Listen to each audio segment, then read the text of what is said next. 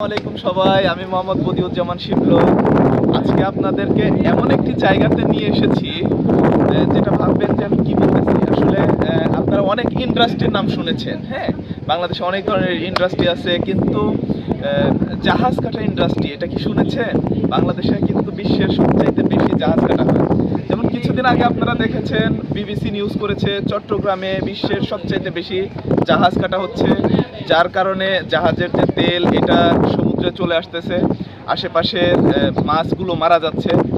বাংলাদেশের মধ্যে সবচাইতে বড় জাহাজ কাটা কারখানা কিন্তু নারায়ণগঞ্জে। আপনারা হয়তো জানবেন, আমার পিছে দেখা যাচ্ছে, আপনি দেখতে পারবেন, যদি দেখতে চান দেখতে পারবেন যে জাহাজগুলো দেখতেছেন। এখানে অনেক ধরনের কাজ করা হয়। এখানে জাহাজ পুরনো যে জাহাজগুলো আছে সেগুলোকে কেটে ফেলা হয়, কেটে ফেলে লোহাগুলো কেজির দরে বিক্রি করে দেওয়া হয়। এই লোহাগুলোই কিন্তু চলে যাচ্ছে কারখানাতে।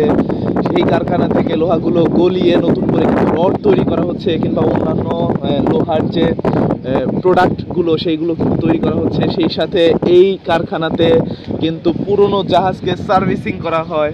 সার্ভিসিংয়ের পাশাপাশি নতুন নতুন জাহাজ কিন্তু তৈরি করা হয়।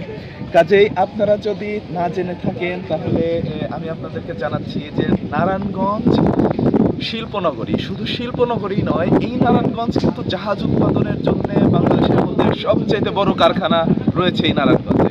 তো আপনারা চলে আসবেন।